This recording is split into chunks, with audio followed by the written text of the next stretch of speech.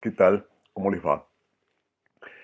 El tema de esta clase, en cierto sentido, es distante con respecto a los anteriores, distante como tema, distante también en el tiempo, pero tiene sin embargo algunos puntos de contacto. Quizá de algún modo lo podríamos listar como un nuevo o diferente estado de manía y juntarlo con los otros cuatro que hemos distinguido siguiendo el Fedro de Platón. Pero también lo podríamos relacionar con la sociedad disciplinaria de Foucault.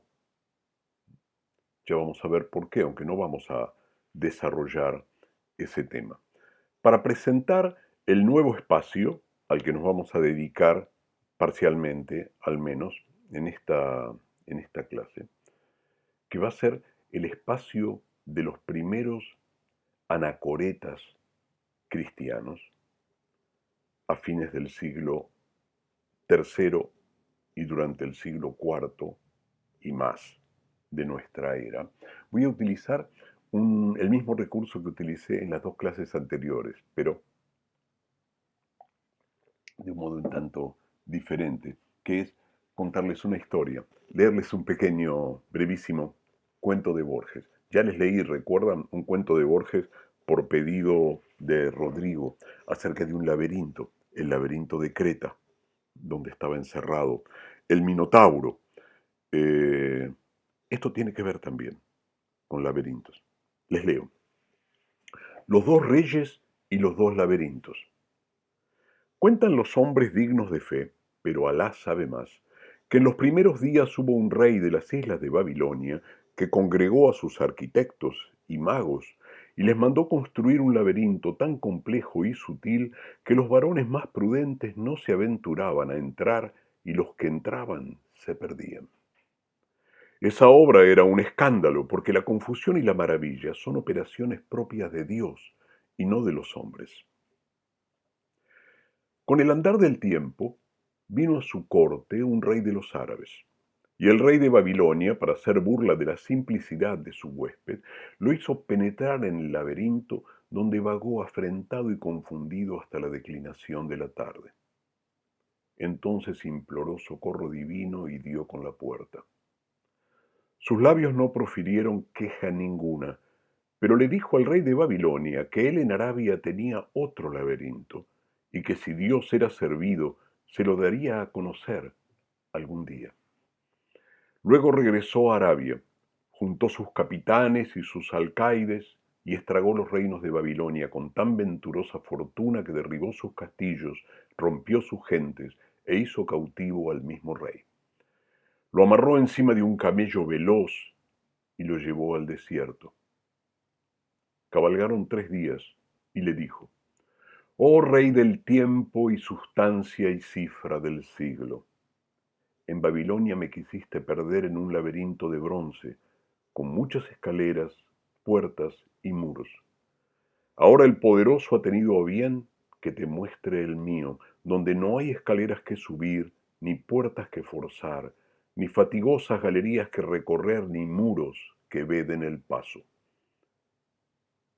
Luego le desató las ligaduras y lo abandonó en mitad del desierto, donde murió de hambre y de sed. La gloria sea con aquel que no muere.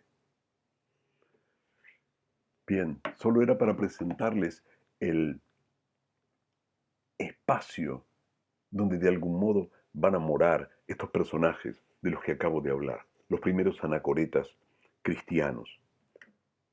De todos modos, la terminación de el cuento, es decir, aquella donde dice la gloria sea con aquel que no muere, nos introduce también, por añadidura, la meta que van a perseguir estos primeros anacoretas, que es la unión con Dios, la disolución casi en lo divino, buscar una presencia absoluta de Dios, de la divinidad, y por eso su relación con el estado de manía. Pero primero les quiero hacer un pequeño punteo eh, histórico es un cuento, prácticamente, acerca de el momento en que se va a desarrollar esta práctica tan singular del anacoretismo. El momento y el espacio es el Imperio Romano, que domina el Egipto, domina la Palestina. El momento es un imperio romano a principios del siglo IV, dividido con el poder entre varios personajes. Las persecuciones a los cristianos, y Egipto está lleno de cristianos, ¿no? Ha nacido lo que luego se llamará el cristianismo copto. Los cristianos, digo, son perseguidos. Desde mediados del siglo III son cruelmente perseguidos y hacia el año 303, que creo que es la fecha de la última y de las más crueles persecuciones en manos del emperador Diocleciano, la persecución es prácticamente constante. Sin embargo, a partir de esa fecha comienza una distinta perspectiva, porque el cristianismo se va extendiendo de un modo muy particular. Será Constantino, un emperador que tomará el poder alrededor del 312, primero compartido y luego en un carácter absoluto hasta su muerte, que si mal no recuerdo es en el 337. Será Constantino el que dé un empujón a la expansión increíble, casi podríamos decir, del cristianismo en el Imperio Romano en todo ese siglo IV. Les doy unas mínimas fechas. En el 313, Constantino, junto con Licinio, que es el emperador de Oriente, dictan el Edicto de Milán, que establece la libertad de culto, la libertad de rito para los cristianos. Y en el 325 se llama, con ayuda de Constantino, a lo que sería considerado el primer concilio ecuménico de la Iglesia cristiana, que es el concilio de Nicea, ¿no? Concilio es una reunión de obispos. Ha habido ya en esas fechas y habrá muchísimas otras, pero este ecuménico significa casi general, total, universal, digamos, de la Iglesia. Constantino justamente lo llama y estimula su reunión, porque hay muchísimos problemas doctrinales, podríamos llamarlo, entre los cristianos. Todavía en esa fecha no se ha establecido ni siquiera de un modo categórico cuál es el canon de la doctrina cristiana, ni siquiera de un modo, repito, categórico, cuáles son los libros que ese canon admite, es decir, no hay una Biblia fija, determinada, ¿no? De allí y para siempre. Ese es el ámbito que va a cambiar notablemente, porque desde en el 303 terminar las persecuciones a los cristianos, hasta la libertad de culto que acabo de mencionar, hasta Constantino, que como dice la leyenda, antes de su muerte se convirtió al cristianismo, ¿no? Es el periodo justamente de la historia romana al que le llaman, ¿no es cierto?, el de los emperadores cristianos. En el año 380, o sea, ¿no?, menos de 80 años después, se establece la obligatoriedad del cristianismo dentro del imperio. El imperio se vuelve cristiano. Y en el 398, a fin del siglo IV, se prohíbe el paganismo, se prohíben las prácticas paganas. Fíjense, es un siglo misterioso, extrañísimo, ¿no? Ha sido motivo, obviamente, y sigue siéndolo de muchísimos estudios para entender cómo pudo ser tan avasalladora la expansión justamente del cristianismo a través del imperio, a través del imperio. ¿No? Podríamos decir, si no hubiera existido el imperio romano, el cristianismo no hubiera tenido esa posibilidad de desarrollarse. Pero justamente se desarrolla el cristianismo en el momento en que el imperio romano comienza a disolverse, al menos en Occidente. Pero fíjense cómo el cristianismo va a sobrevivir tanto el poder político romano que a la caída del Imperio Romano, en la segunda mitad del siglo V, o un poco más, porque no es una fecha que podamos considerar fija y determinada, los pueblos bárbaros, digamos, ¿no? Germánicos, que invaden y que rompen los límites del imperio, son ganados por el cristianismo.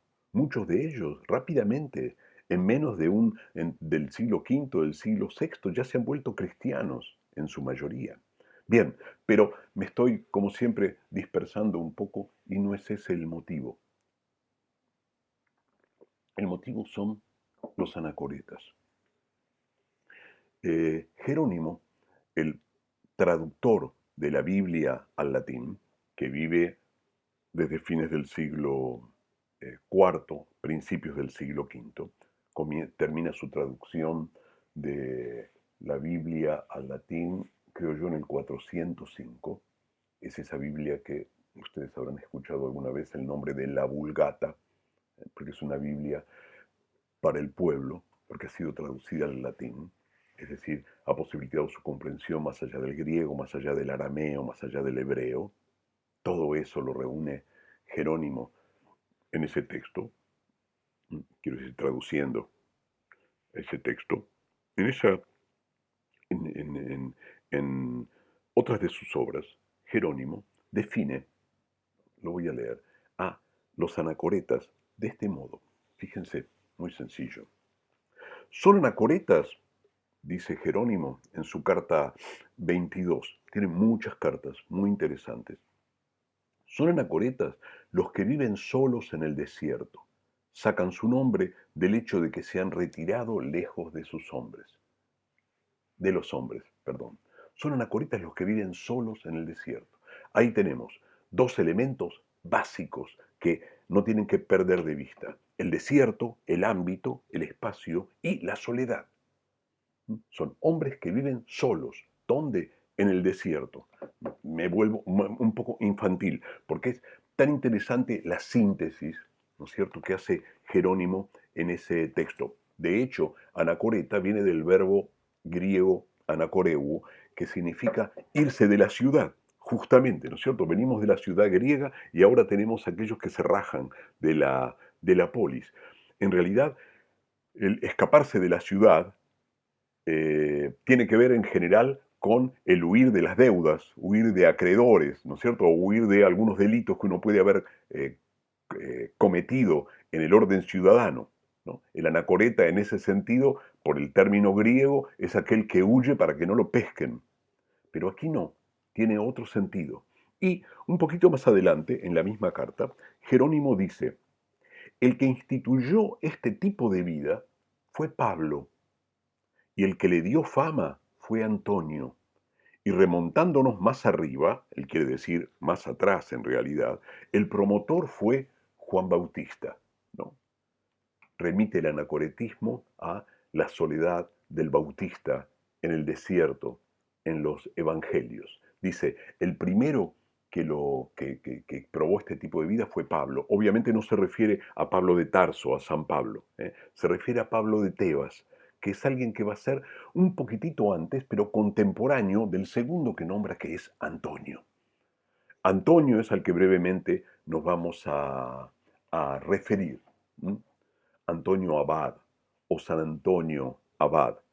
Antonio es un nombre muy común, así que en el santoral cristiano hay muchísimos Antonios. Pero este es uno de los primeros y es considerado legendaria y al menos históricamente también en algún sentido como el primer eremita, el primer anacoreta, por más que Jerónimo nombra a Pablo. Él dice que Antonio es el más famoso. ¿Y por qué es el más famoso, porque justamente hay un obispo de Alejandría, contemporáneo de Antonio, aunque un poco más joven. La diócesis de Alejandría en el delta del Nilo es la que manda sobre toda la cristiandad egipcia, la cristiandad copta.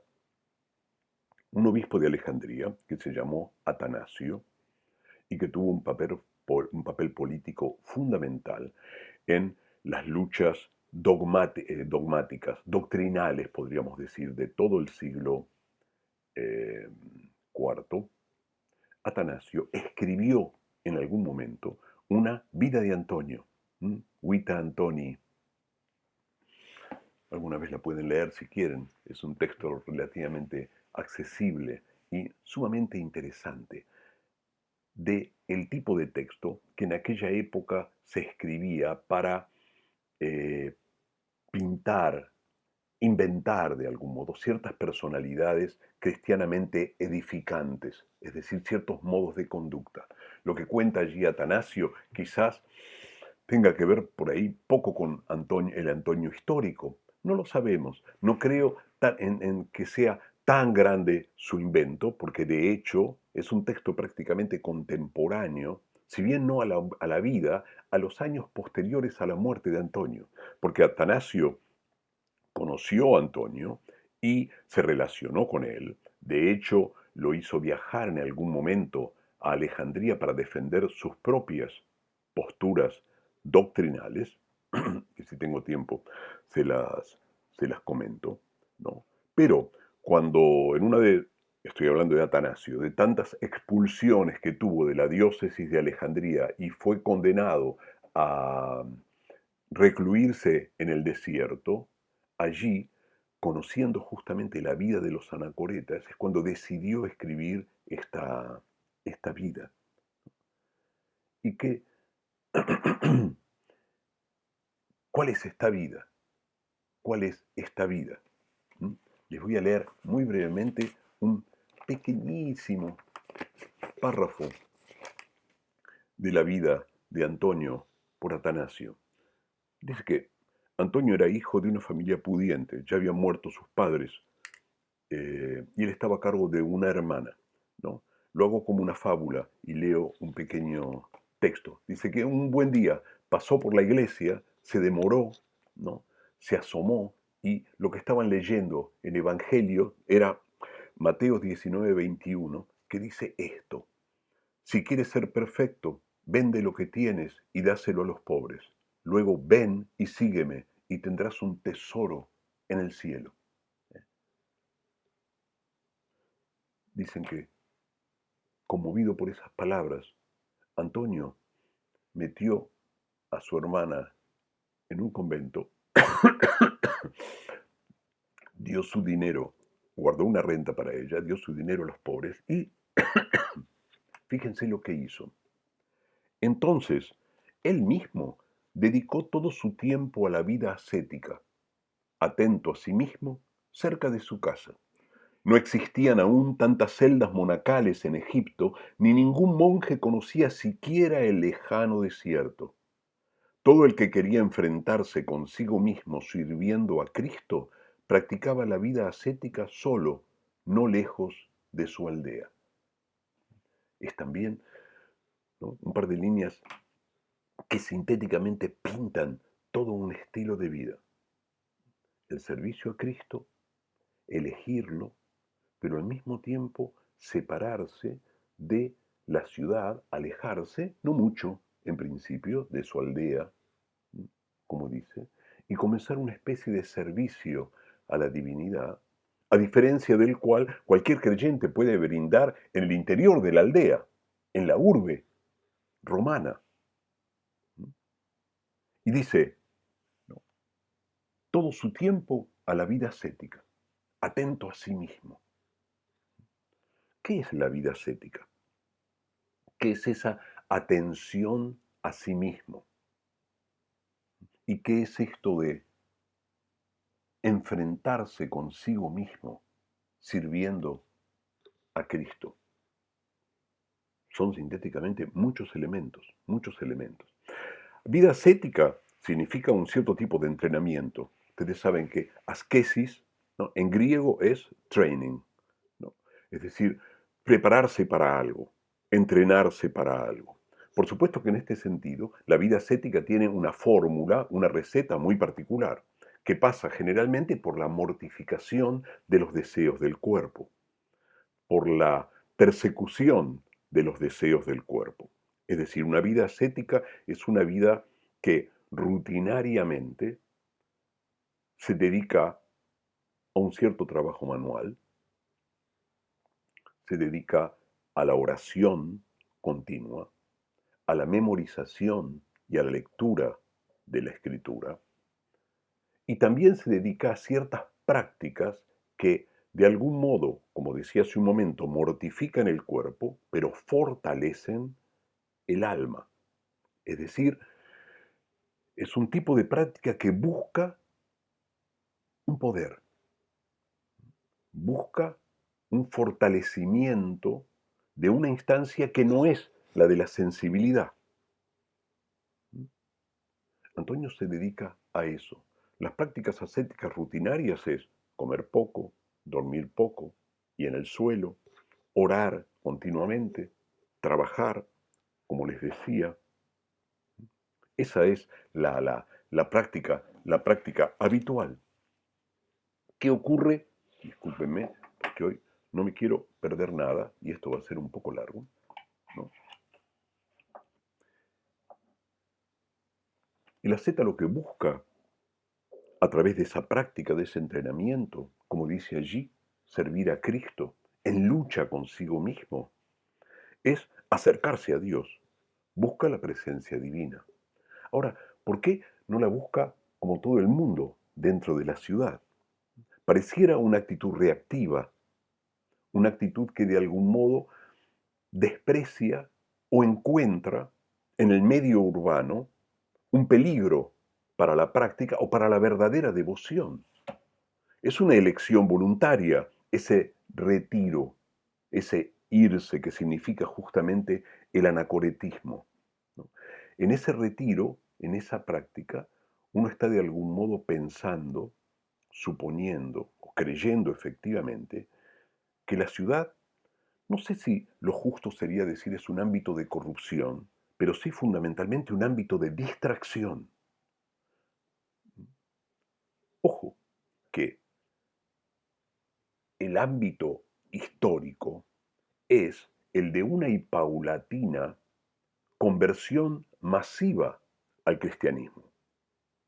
Sería un error pensar que él, como cristiano, escuchando esas palabras, ¿no es cierto?, del Evangelio de Mateo en el templo cristiano, decide escapar hacia un ámbito donde puede liberar su devoción cristiana, porque la siente limitada, ¿no? La ciudad, la aldea, la urbe es cristiana, es cristiana.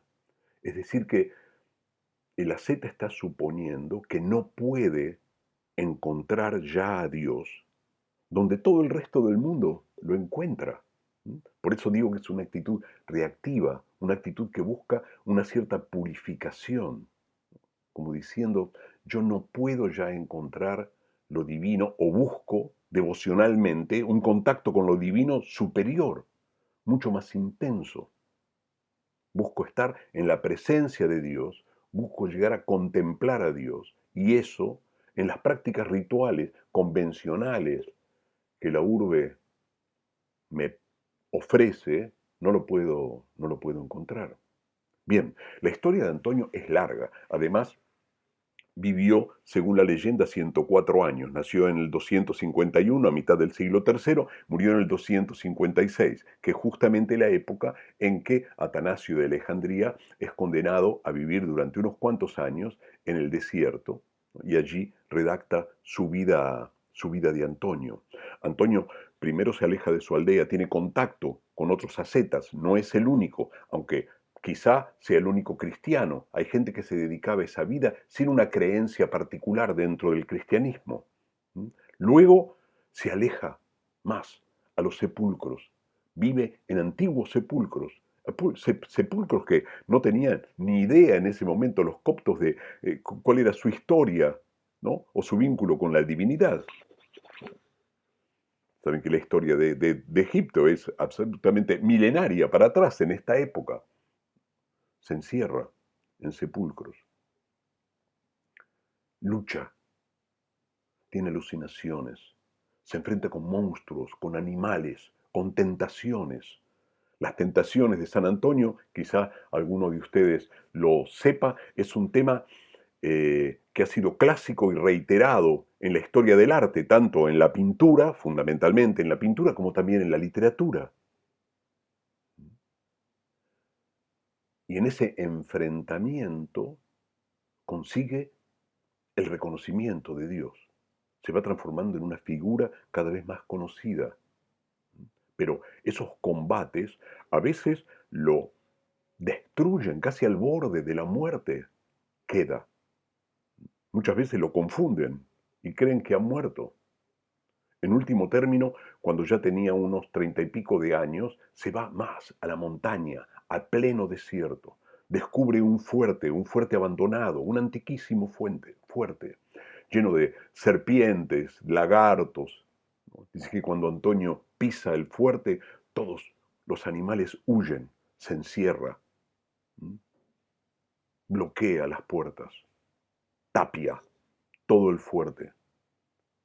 Va mucha gente a visitarlo, conocidos, amigos, le piden que se muestre, que hable con ellos. ¿No? Él se niega, les dice que vayan por su camino. Escuchan, cuenta Atanasio, ¿no? Los enormes combates, el ruido de las refriegas entre Antonio y los demonios con los que se enfrenta. Miran, espían, no ven nada.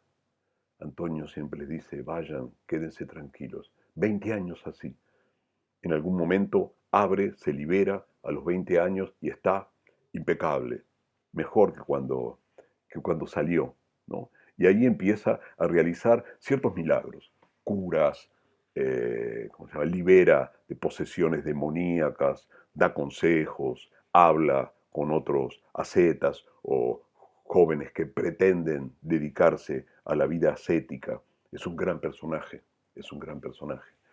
Allí, a principios del siglo IV, es cuando Atanasio justamente lo llama en su favor a Alejandría. Esto es antes del concilio de Nicea. Ustedes saben que el concilio de Nicea que mencioné hace un tiempo, un ratito, es cuando se define por primera vez, luego a ser modificado más de una vez, el credo cristiano, lo que se llama habitualmente el símbolo niceano o el símbolo de Nicea,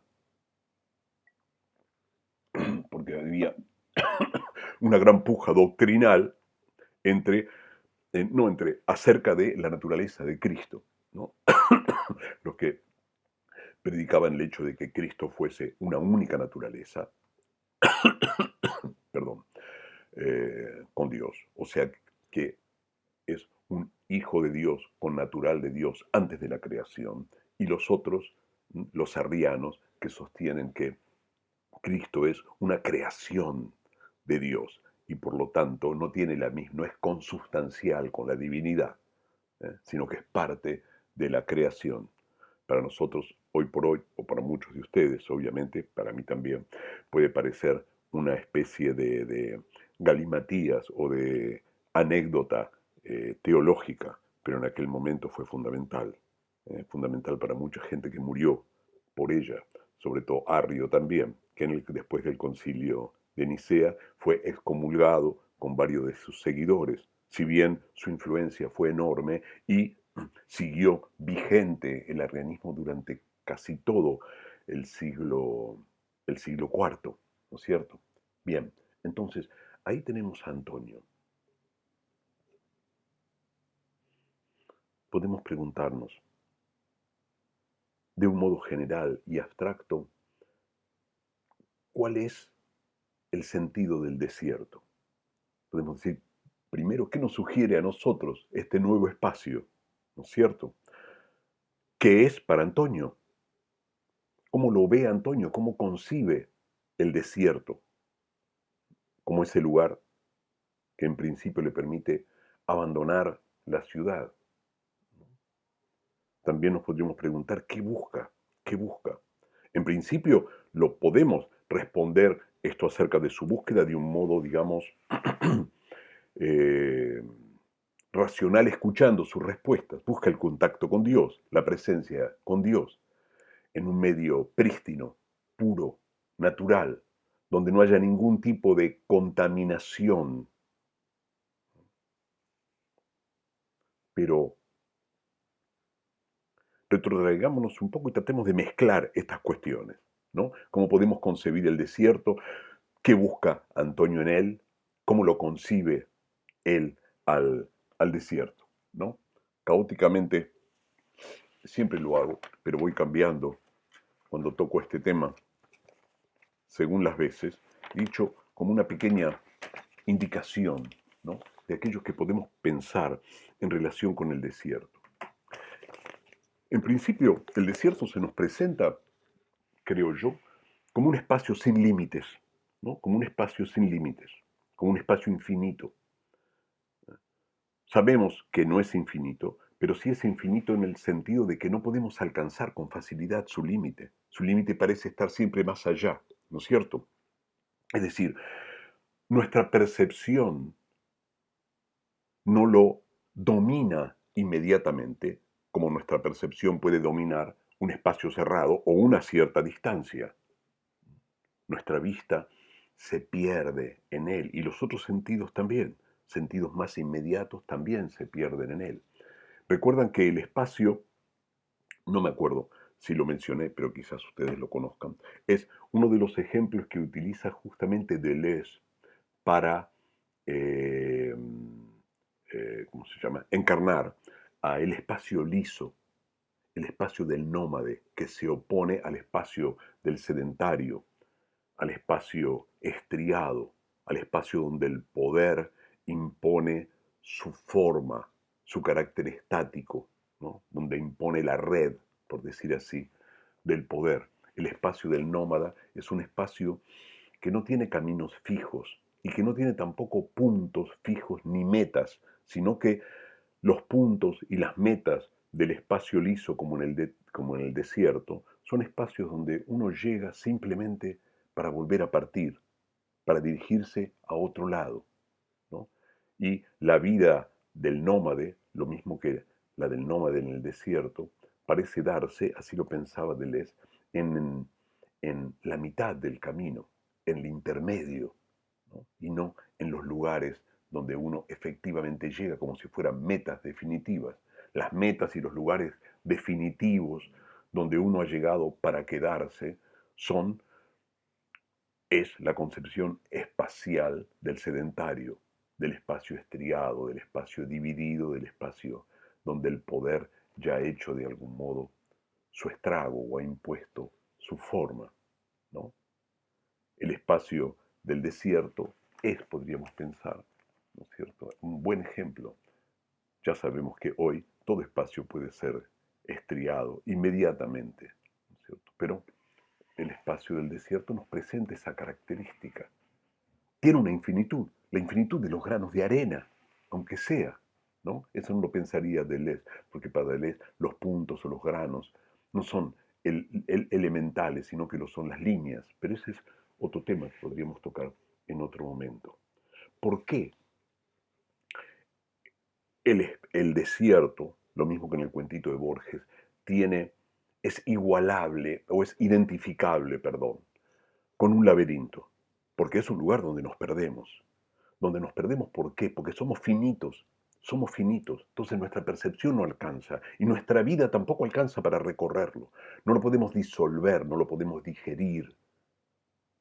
La vastedad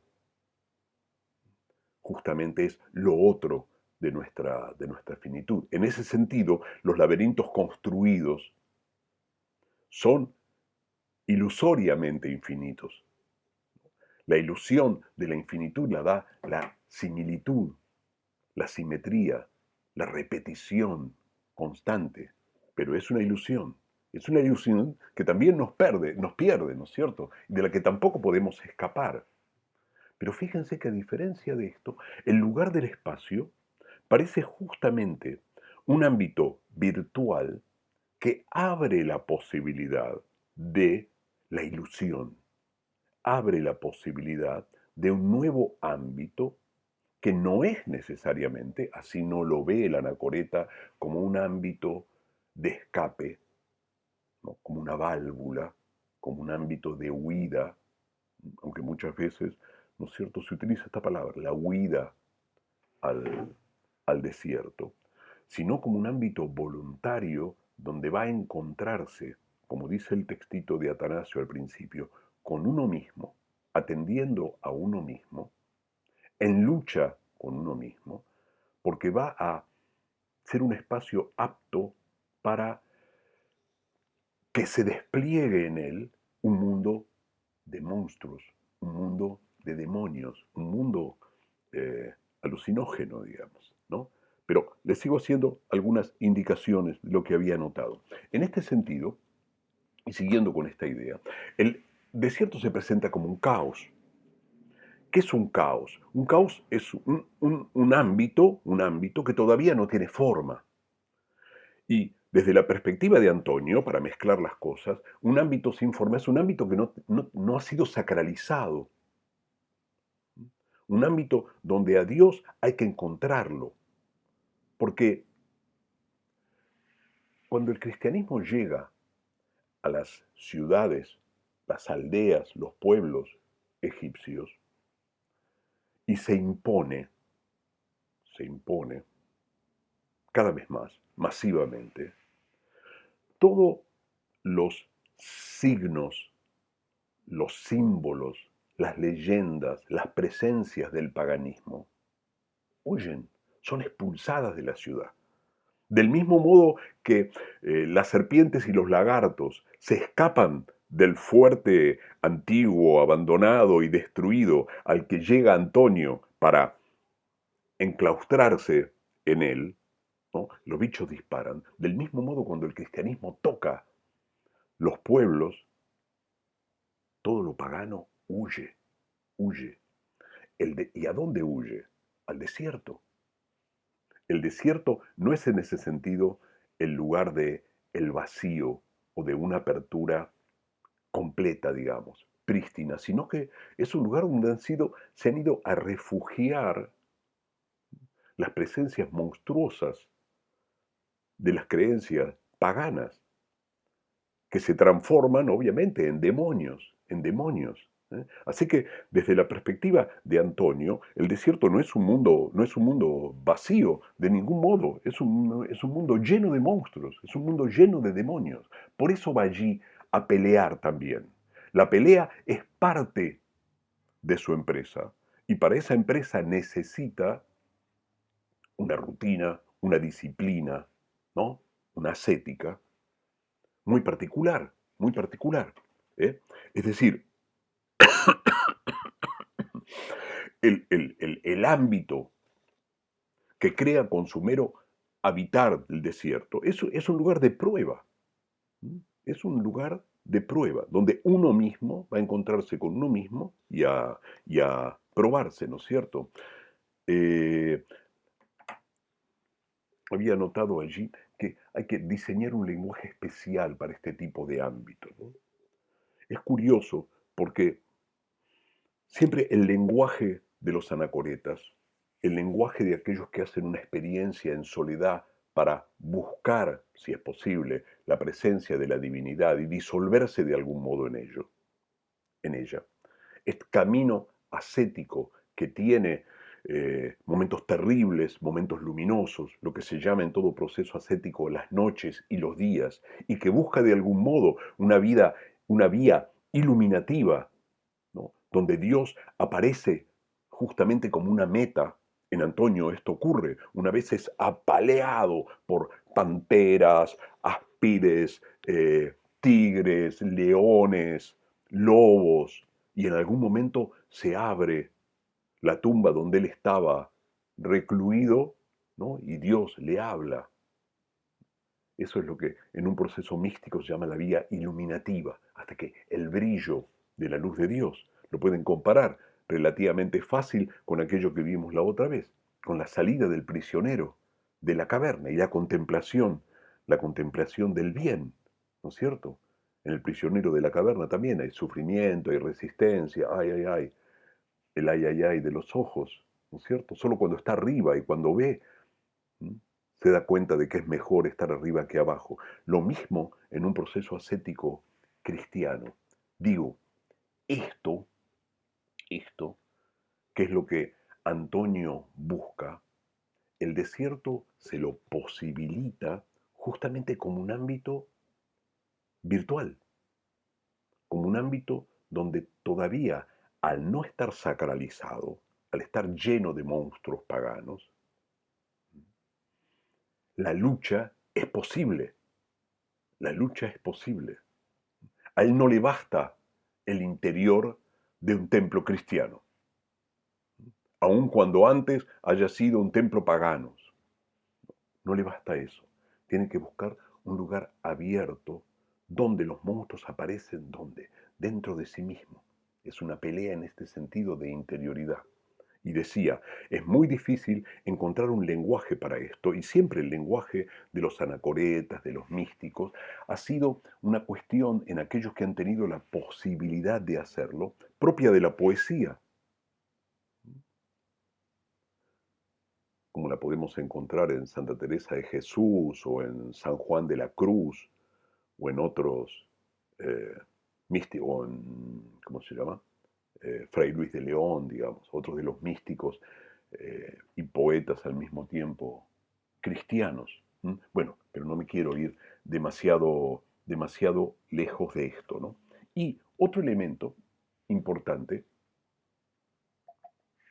es que obviamente el ámbito desértico y acompañado por una práctica, digo, un hábito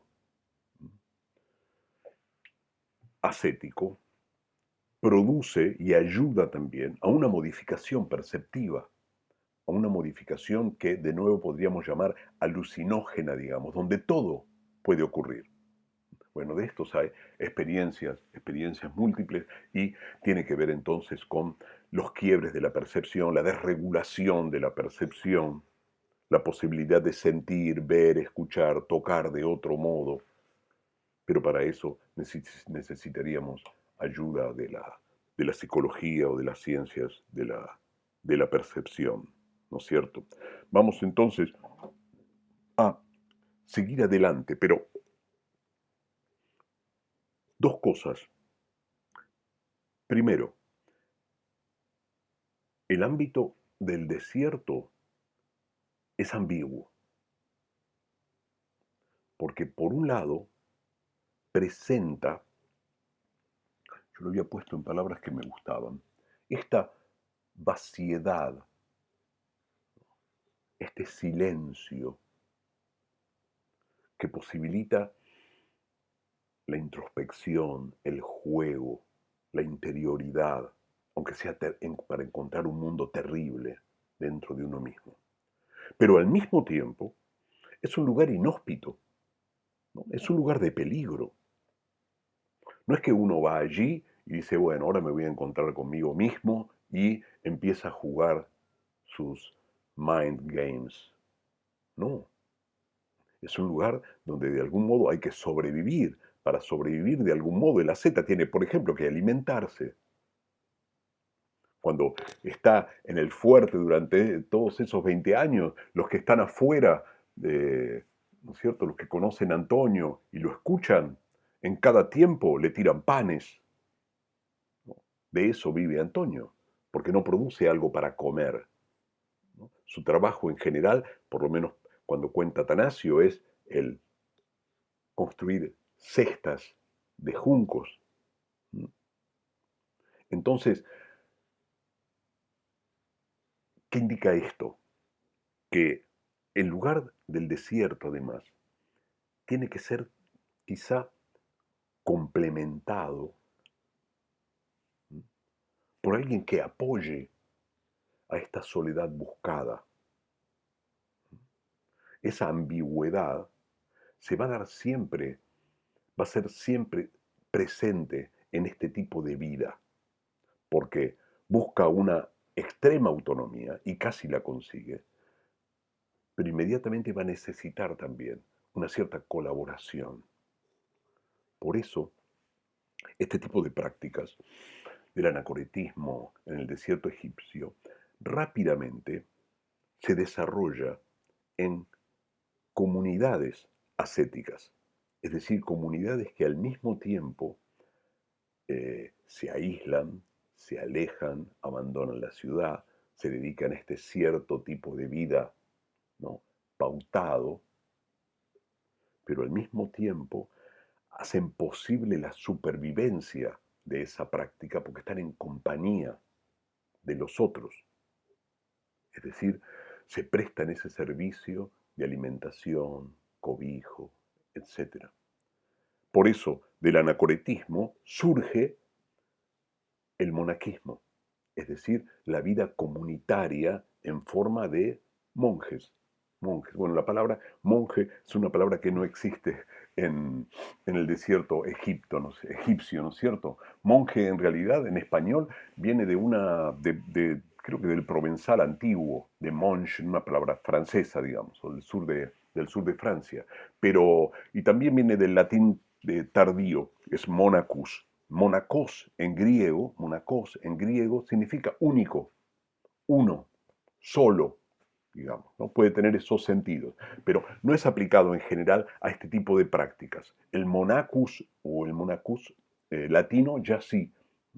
Entonces, son reuniones que dan lugar a los primeros monasterios coptos en el desierto. La práctica ascética, lo he dicho, es rutinaria. Sin embargo, no nos debemos engañar en cuanto a, al menos, la intención que tiene una anacoreta con esta rutina. Necesita de la rutina, porque es aquello que lo sostiene en esa vida.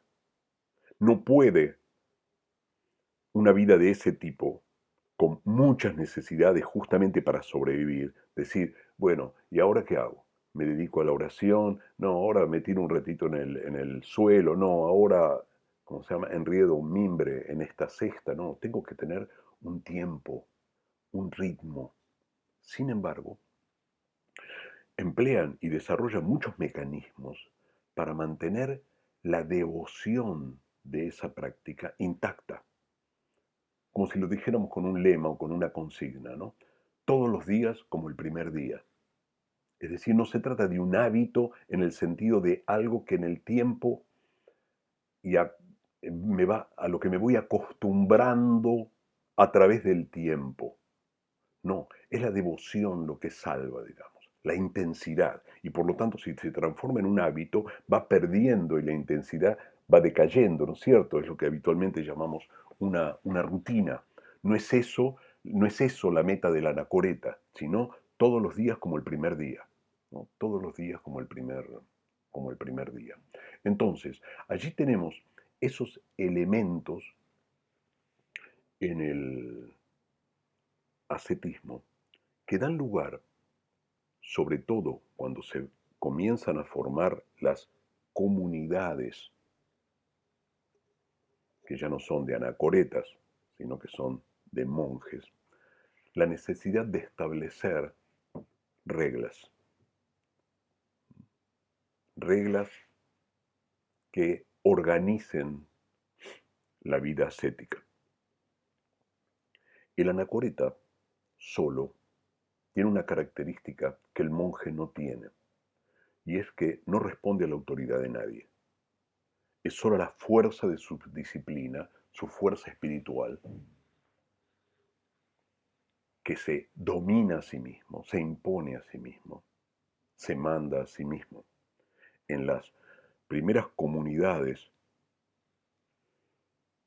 nace inmediatamente la figura de la obediencia a alguien que es de algún modo como un delegado, alguien que representa la unidad de esa comunidad.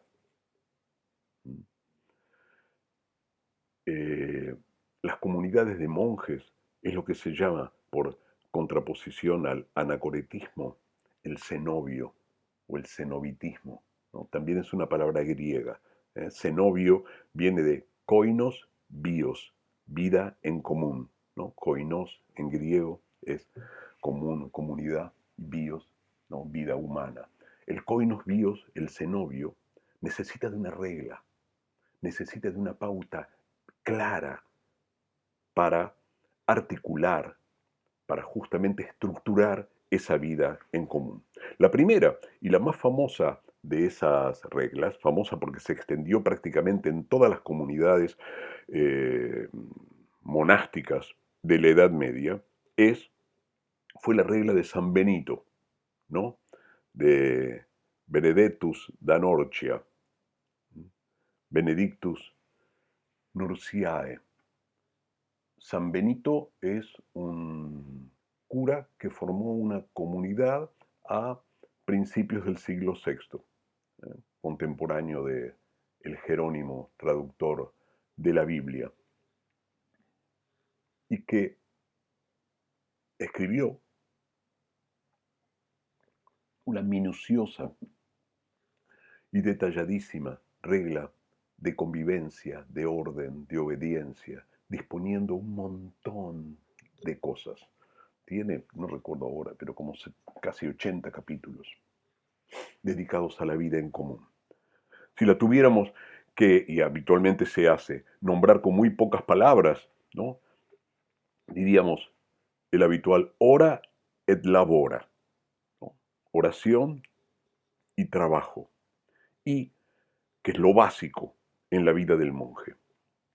Y esa oración y trabajo se estructura de un modo muy particular en aquello que la liturgia cristiana llama, en prácticamente los distintos credos, la liturgia de las horas, ¿no? La liturgia de las horas. La liturgia de las horas es una estructura de la oración en relación con los distintos momentos del día. Es lo que de otro modo se llama el santo oficio, ¿no? O el oficio santo, es decir, lo que tienen que hacer los monjes. Es decir, los monjes fundamentalmente, si bien trabajan, lo fundamental es la oración. La oración es lo que señala la devoción. ¿Mm? Alguna vez, si ustedes deben haber visto por ahí alguno, leyó el libro de Humberto Eco, El nombre de la rosa, ¿no? Yo creo que lo leí hace tantos años que cuando lo leí, lo primero que me llamó la atención es esa división de los momentos del día, ¿no? Después, bueno, estudié un poco más estas cosas y entendí de qué se trataba. Se trataba de la liturgia de las horas, ¿no? Las horas principales, las horas intermedias, ¿no? Maitines, laudes, vísperas, ¿m? Terza, sexta, nona, completas. Son los distintos momentos del día. ¿Qué es lo que estas órdenes monásticas buscan? Muchas cosas, pero yo me voy a referir a aquellas que persiguen el ideal de los padres del desierto, que es el del contacto directo con Dios, el de buscar la presencia de Dios. Y para eso necesitan un cierto espacio que tenga unas ciertas condiciones que hagan posible ese contacto. Ese espacio en principio es un espacio aislado, un espacio que me permita el estar aislado justamente, o el estar desapegado de mis relaciones sociales, y que me permita la posibilidad de una introspección. Ese espacio de aislamiento, que le puedo llamar, si quieren, espacio de soledad, está caracterizado no solo por la distancia, sino también por el silencio, que es casi en todas estas prácticas una condición muy importante para la concentración y para la introspección, digamos, ¿no? Y la interioridad y el diálogo del espíritu con sí mismo, o consigo mismo. Bien, en los monjes del desierto, en los anacoretas fundamentalmente, no hay un espacio que ellos hayan diseñado, ¿cierto?, modificado, efectivamente construido para que les ofrezca esas condiciones donde esa soledad, que es un medio para alcanzar la comunión y la unidad con Dios, sea posible.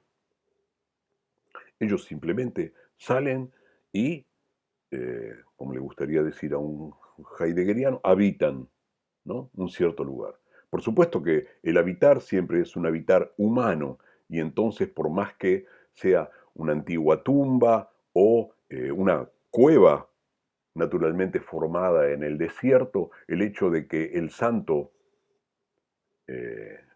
el santo, lo dice en general, los anacoretas, pisen allí y vivan allí, los transforma, ¿no?, los reinterpreta, podemos decir, el espacio, lo reconfigura de algún modo. De hecho, del mismo modo que dije que la, eh, la concepción del espacio como un lugar de caos, como un lugar no sacralizado, como un lugar que justamente da posibilidad a una virtualidad enorme y a la habitación de monstruos y a encontrarse con monstruos allí. Del mismo modo, puedo decir que el solo hecho de que la zeta more, se traslade y viva en un sitio del desierto, sacraliza de algún modo ese sitio, le da un nuevo sentido. De allí que la gente lo siga, la gente lo busque, la gente lo reclame, la gente lo espere, porque es un lugar, como si dijéramos, de peregrinación. El lugar donde ahora está el anacoreta es un lugar santo, es un lugar sagrado, y por eso se lo va a buscar. Él le ha puesto sentido a ese espacio. Bien, pero en la tradición monástica medieval, los monjes ya no buscan, al menos en general, un espacio, sino que lo construyen, ¿no? En esa reinterpretación del espacio que fuerza, podremos decir, el anacoreta, pero que ahora los monasterios dominan y construyen, es donde se da, ¿no?, el cruce entre arquitectura y este nuevo estado de manía que busca, o al menos que se busca en la confusión o en la unidad con Dios. Hay muchas órdenes religiosas y no todas, la minoría se dedica a buscar este tipo de encuentro con Dios. Este tipo de encuentro con Dios es el que desde los griegos, antes del Dios de los cristianos, llamamos la vida contemplativa, y, insisto, de la cual la alegoría de la caverna es un ejemplo. El abandono del mundo, el abandono del cuerpo, ese violento giro, esa posibilidad de mirar, arrancar los ojos de la dirección del cuerpo y dirigirlos hacia el brillo de la verdad, de la belleza, ¿no?, hacia el brillo del bien, es algo obviamente que va a asignar un camino claro en la mística cristiana. Pero, eh, ¿cuál es la posibilidad de buscar esos estados en una comunidad monacal? Una orden, la más famosa, contemplativa, es la de los benedictinos. Justamente son aquellos que siguen de algún modo relativamente estricto la regla de eh, Benito, digamos, ¿no? Es más lindo Benedicto, pero Benito.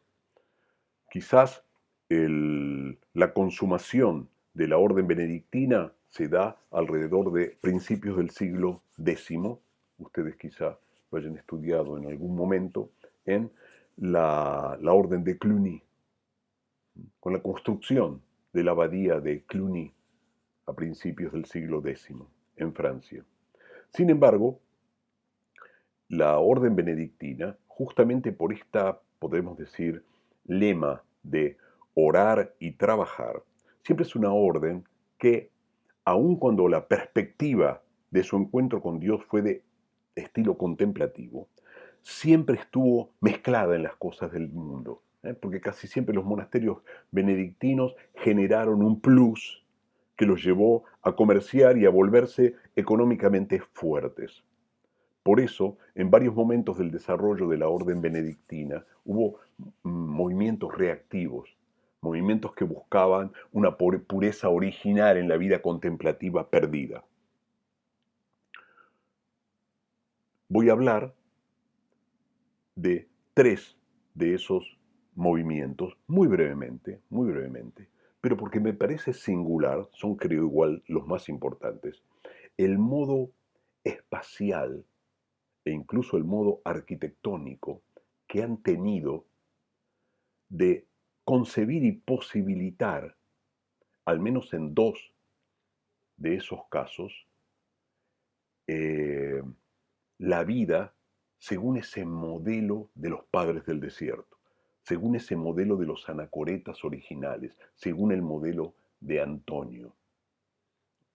Son órdenes que tratan de, primero, seguir literalmente la regla instituida por Benedicto, ¿no?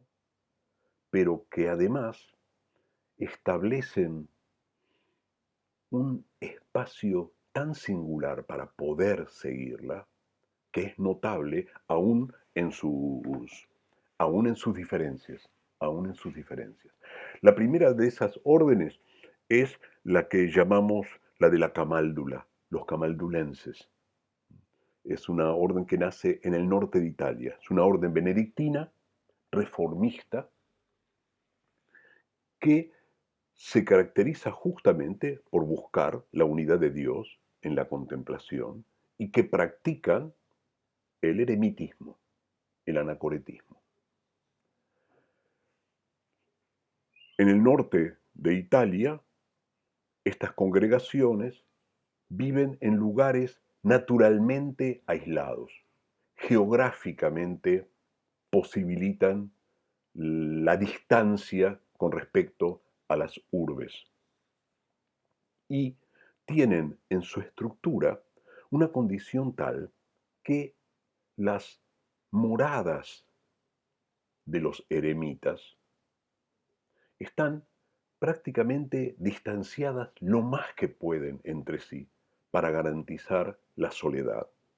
Pero sin embargo, tienen que estar sustentadas, apoyadas, servidas por ciertas estructuras comunes que también se edifican alejadas de las distintas eremitas. Estas eremitas pueden ser cuevas, pueden ser celdas, pueden ser ermitas, es decir, construcciones un poco más grandes, donde vive cada uno de los ermitaños o de los anacoretas.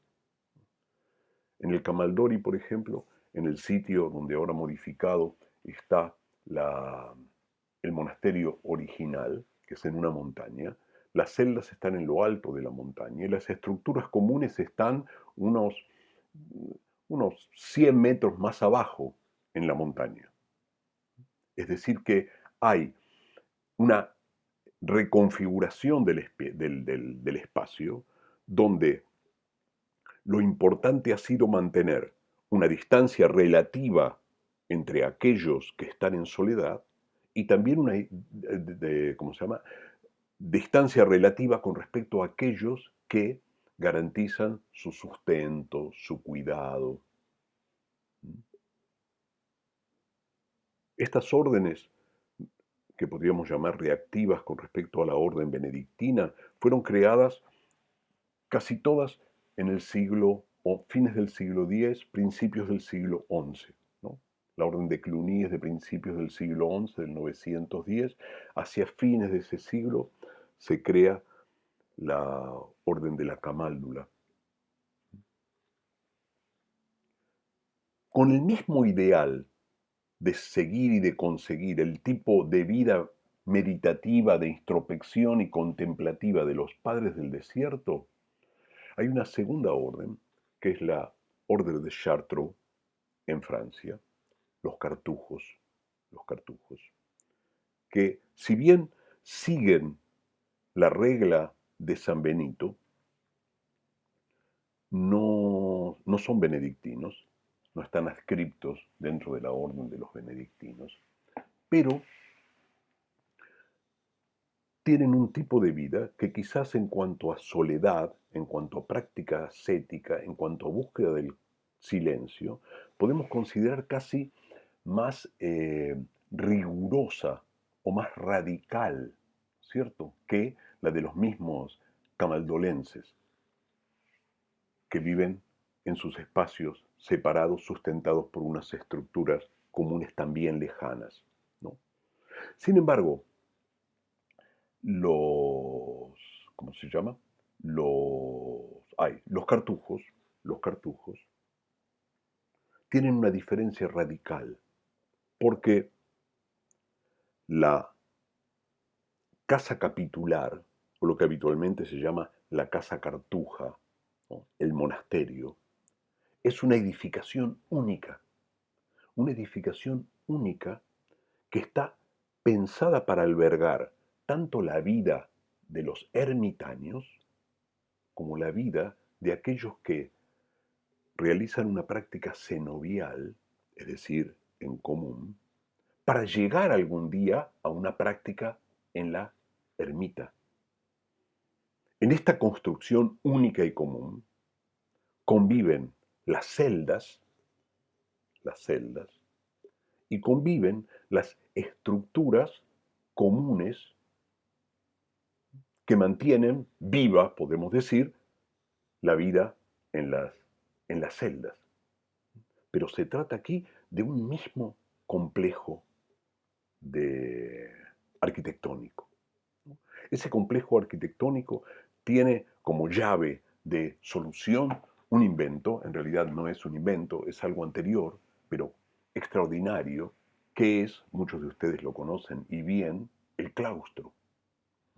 El claustro es una estructura abierta, de algún modo cuadrangular, que en una edificación cartuja convencional está limitada, es encerrada, podemos decir, y determinada, al menos en 3 de sus lados, por celdas que van a albergar a un ermitaño singular, en soledad. Y en el cuarto lado de ese claustro, generalmente se ubican los otros ámbitos, los de la vida comunitaria. El claustro y las celdas es lo que se llama habitualmente la Galilea Mayor, ¿no?, en los templos cartujos. Las otras estructuras, es decir, la cocina, los comederos, los dormitorios cenobíticos, la iglesia, obviamente, las salas de asambleas, como la sala capitular, ¿no?, de los cartujos, donde se rehacen las reuniones. Esos lugares componen uno de los lados del claustro. El claustro que posibilita la comunicación, la conexión, el abastecer a las distintas celdas completamente individuales. Las celdas no son pequeñas. Una celda cartuja convencional dispone de una antecámara, una habitación devocional donde uno puede realizar todas las prácticas rituales, digamos, de la devoción cristiana y también dormir, y un taller donde hay un banco de trabajo, herramientas, y además está encapsulada, digamos, la celda precisamente, en un pequeño jardín personal, individual, donde generalmente está el baño. al menos en época histórica. Ahora hay diseños un poquitito más modernos, donde a veces el baño está dentro de la celda, ¿no? Y eso se reitera en muchos lugares. Y la vida en el complejo Cartujo es una vida que tiene etapas, estadios, ¿no? Del mundo al cenobio, por decir así, a la vida comunitaria de los monjes. De la vida comunitaria a la ermita, la celda, la soledad. Y de la soledad a la unión con Dios, ¿no es cierto? Obviamente hay festividades, otro tipo de reuniones, asambleas en las casas capitulares, donde los eremitas son vistos, tienen algún tipo de convivencia, pero en general, la mayor parte del tiempo la viven en soledad. Pero fíjense la diferencia, ¿eh? Una cosa es en la camáldula. La camáldula tiene la estructura de las viejas laurae, las laurae, egipcias. Son comunidades con los eremitas completamente separados y unas estructuras comunes que los sostienen a distancia. Aquí no, como en la Gran Chartreuse, en la Gran Cartuja francesa, que es un edificio, es una cantidad de construcciones gigantescas, enormes, ¿no? El claustro también gigantesco, pone distancia, pero al mismo tiempo comunica. Las celdas tienen apertura al claustro, tienen la puerta hacia el claustro y además tienen una trampa donde sirve para que todos los días le lleven la comida o alguna cosa que sea necesaria, ¿no es cierto? La celda y el claustro. Para mí son eh, lugares mágicos, extraordinarios, digamos, ¿no? Que en el fondo tientan, pero uno quizás, si no tiene una experiencia de ese tipo o un deseo de soledad en ese sentido, no los puede quizás llegar a comprender, ¿no? Fíjense, había anotado para ustedes, creo que lo tengo aquí o aquí, algunas de las frases que rastreando en algunas cartas y textos de Romualdo. Romualdo es el primer patriarca ¿cómo se llama? De Camaldoli, de la iglesia camaldulense, ¿no es cierto? De la orden de la camándula. Y también algunas frases de Pedro Damián, que es el que lo siguió. Esto entre fines del siglo XI y principios del siglo XII, ¿no? Para designar el espacio de la celda. Romualdo dice, en la celda nos tenemos que sentar como si estuviésemos en el paraíso. Fíjense como ya describe el punto final, pero esto lo permite un lugar de total aislamiento, un lugar sumamente austero igual, ¿no? En su edificación, en su construcción, generalmente sólida, pero también en aquello de lo que se dispone, sentarse en la celda como en el paraíso. En este sentido, la celda, como lo dirá Damián, es claramente un cruce místico entre cielo y tierra. Es el lugar donde el alma se eleva y Dios puede hacerse presente. De hecho, Damián le llama más de una vez a la celda la cámara nupcial. Esta es una metáfora mística bastante común, también en los místicos cristianos, muy común en San Juan de la Cruz. Si alguna vez estuvieron obligados a leer algún poema de San Juan en el secundario, como la noche mística del alma o el ascenso al Monte Carmelo, algo así, yo tampoco me acuerdo mucho, ¿no? Donde se concibe al alma como la novia de Cristo o al alma como la esposa de Cristo en un camino más avanzado de de este ascenso místico, ¿no es cierto? La celda como cámara nupcial.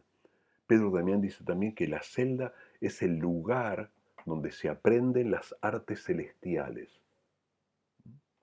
Le cito todas esas cosas para ver cómo puede condensarse en un espacio tan sintético, podríamos decir, en un espacio en cierto sentido tan simple, tanta realidad, ¿no?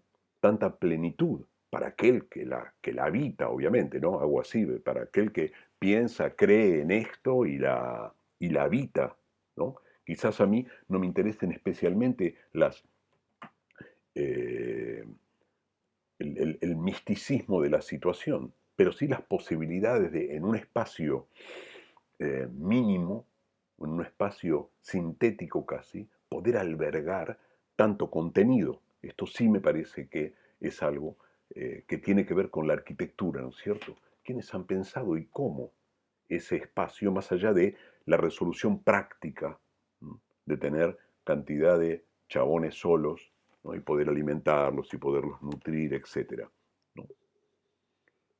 La celda es el refugio que alimenta el alma, ¿no?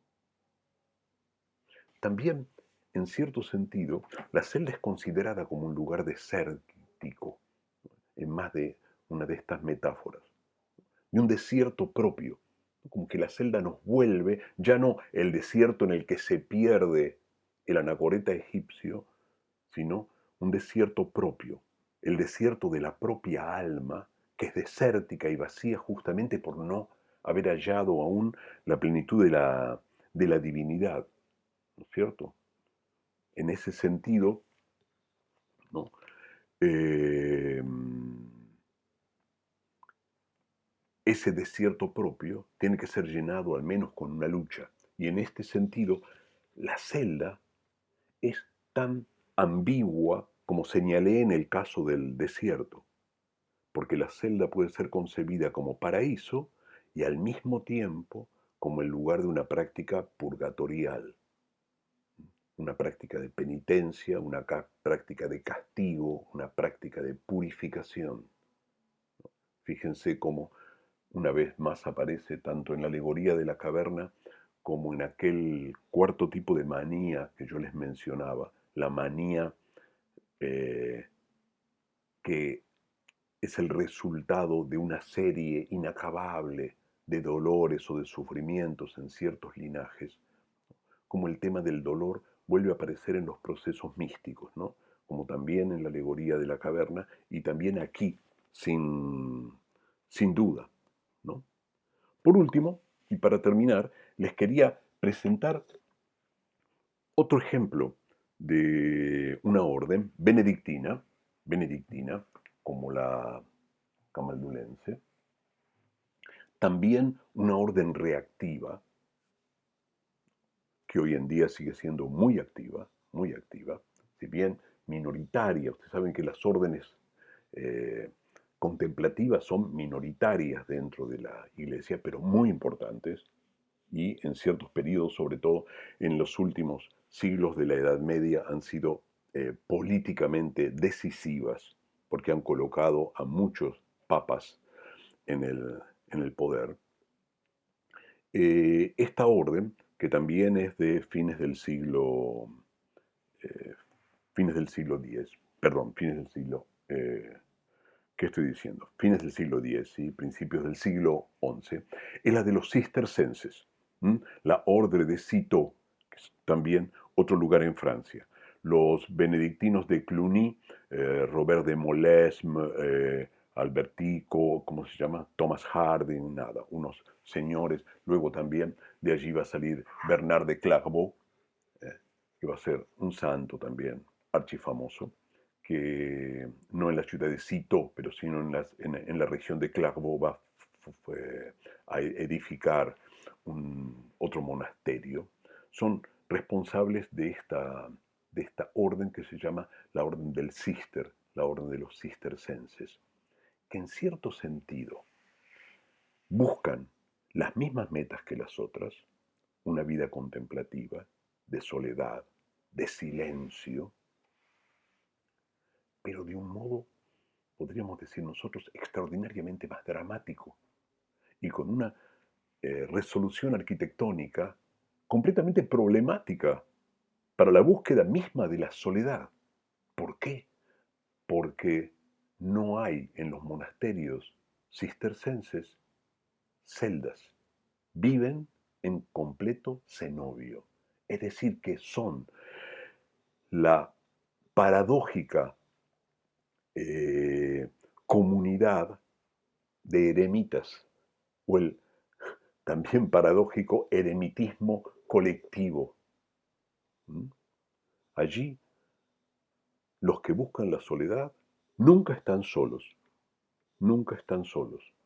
No hay celdas, no hay habitaciones singulares, personales. Todo es una vida en común. Y sin embargo,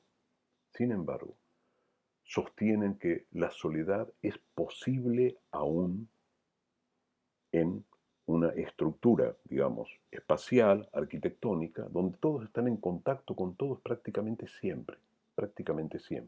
¿No? Si observamos la estructura habitual de un monasterio cistercense, es la tradicional, como se llama, el tradicional cuadrilátero benedictino. ¿No? El cuadrilátero benedictino es un gran gigantesco claustro central que está formado, encerrado por la iglesia al norte, al este y al oeste por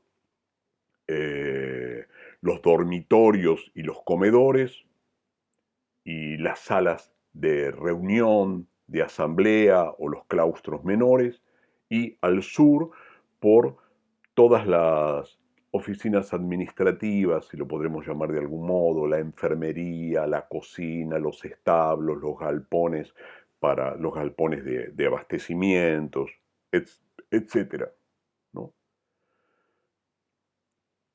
Los, eh, los comedores, por ejemplo, en general son en una planta baja donde arriba están las habitaciones. Las habitaciones.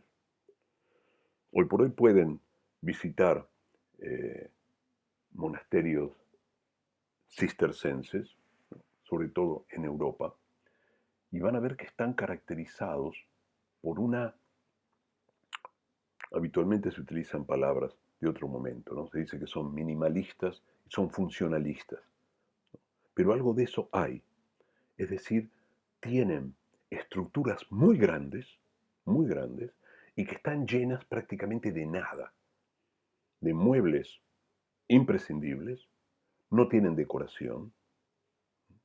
Los cistercenses rechazan como justamente objetos distractivos de dispersión las imágenes o las estatuas, es decir, las eliminan. Y del mismo modo que se apegan novedosamente a la letra estricta de la Orden de San Benito, al cumplimiento riguroso de la orden, solo admiten objetos que se adapten o que estén construidos en una relación íntima con la función. Es decir, cualquier objeto que parece tener algún tipo de adorno o algún tipo de diseño que exceda la propia función, y esto estoy hablando del siglo XI y del siglo XII, es decir, de los libros de Bernard de Clairvaux y no solo críticos actuales, es considerado pecado de soberbia, es considerado algo completamente excesivo, ¿no? Innecesario. El funcionalismo de los objetos en los monasterios eh, cistercenses es increíble. De allí que den todos esa sensación de vastedad, de vacío, podríamos decir, pero quizás de apertura, ¿no? Y también de silencio. Un silencio que solo es interrumpido, aunque bastantes veces es interrumpido, por el canto, porque prácticamente casi todas las oraciones en los conventos cistercenses están dichas en la forma del canto gregoriano, ¿no? Que es justamente un tipo de canto bastante sencillo y simple para cantar letras, ¿no? Palabras. Es realmente dramático, sobre todo la conservación del silencio en ámbitos de vida siempre comunitaria. ¿No?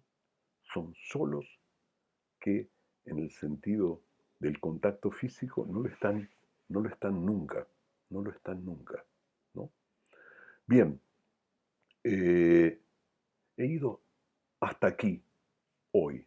La clase que sigue, vamos a tener algún lazo con esto, porque me preocupa el tema de la soledad y de los espacios que pueden albergar, pueden proteger la soledad. En el caso de los anacoretas, la soledad ha sido buscada como un medio para acceder a Dios, ¿no es cierto? Un medio para ganar la presencia de Dios. En eso ellos no necesitaron más que un modo curiosísimo de vivir. Después las vidas monásticas dieron lugar a distintos tipos de arquitectura que en algunos casos son extraordinariamente complejas, ¿no? Pero, ¿qué ocurre con la búsqueda de la soledad? De la posibilidad de conservar, preservar, garantizar, qué sé yo. Del mismo modo que había planteado como juego la necesidad de los espacios de manía, estos espacios de soledad, espacios que de algún modo, no digo que nos interesen para alcanzar la unidad de lo divino, quizás a algunos de ustedes sí, especialmente, quizás alguno de ustedes tenga conocimiento de prácticas místicas que van por este camino, pero en un sentido múltiple, ¿no? De lugares que permitan la introspección, la intimidad, modificaciones perceptivas también, la imaginación, no sé. Bueno, vamos a continuar de algún modo, no con los ascetas, sino con algunos casos especiales, inclusive en contacto directo con la arquitectura, que han buscado ciertos espacios de soledad. Bueno, por hoy hasta aquí. ¿Eh? Muchas gracias. Se los mando en un rato. Mm.